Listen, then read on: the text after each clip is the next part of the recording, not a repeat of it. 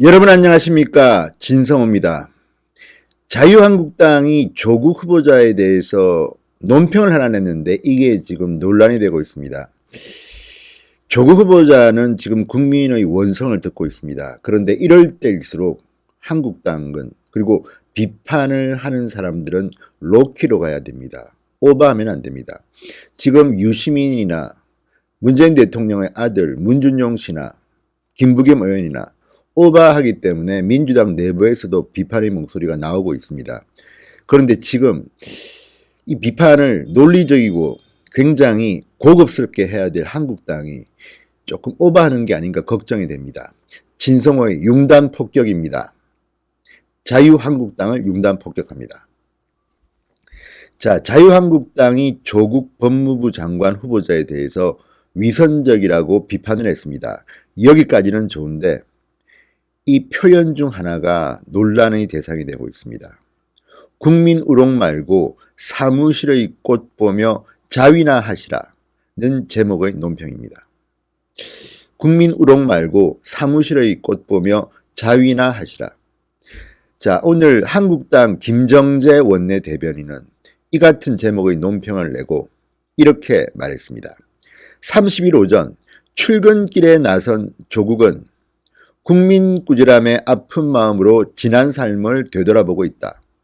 그러면서 또다시 침통한 표정으로 국민의 용서를 구했지만 이러한 반성마저 위선임이 드러났다.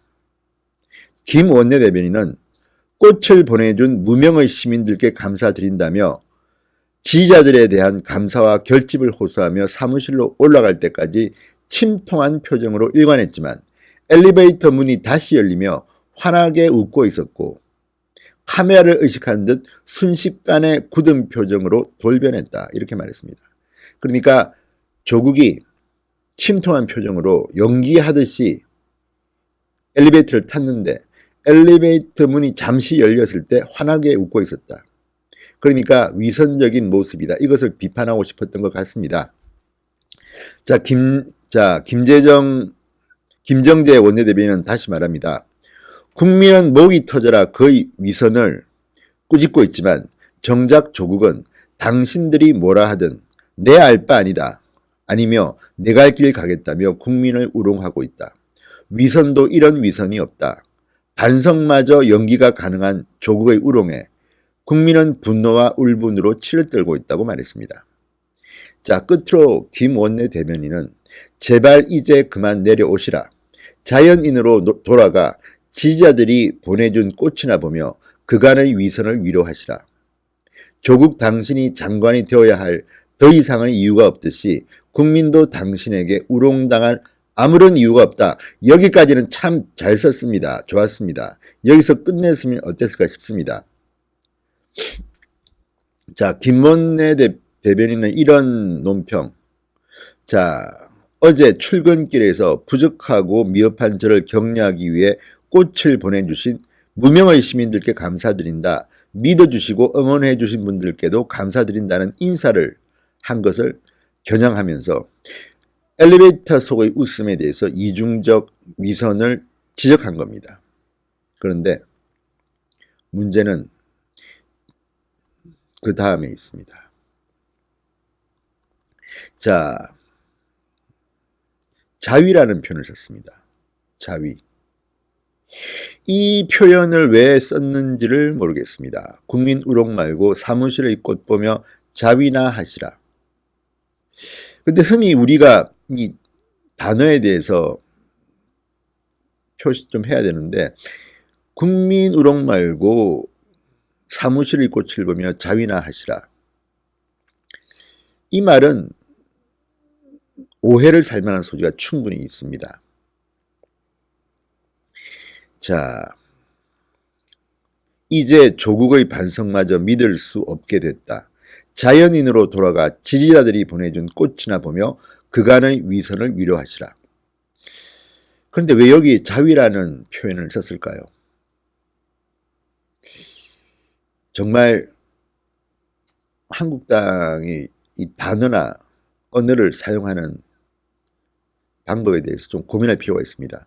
굳이 자위라는 표현, 국민 우롱 말고 사무실의 꽃 보며 자위나 하시라 이런 제목을 붙일 필요가 있을까 싶습니다. 자, 허점을 보였습니다. 제가 봐도 이 표현은 조금 문제가 있습니다. 흔히 자유라고 하면 한자 그대로 읽으면 자기 마음을 스스로 위로한다, 이렇게 자기를 스스로 위로한다 이렇게 해석할 수도 있지만 성적인 표현으로 쓰일 때도 많습니다. 특히 젊은 남성들에게 이 단어는 그런 연상을 떠올리게 합니다. 그런데 왜 굳이 제목에 이런 단어를 썼는지 이해가 잘 되지 않습니다. 자, 이렇게 허점을 보자 민주당은 난리가 났습니다. 이재정 민주당 대변인은 SNS에 글을 올려서 강하게 비판했습니다. 이건 또 무슨 막말인가? 저들의 저질 막말 소름 끼친다. 꽃, 자위, 중의적 의미를 활용해 써놓고 스스로들 뿌듯해하고 있겠지만 명백한 성차별, 성희롱, 그리고 국민 모욕적 발언이다. 이렇게 비판했습니다.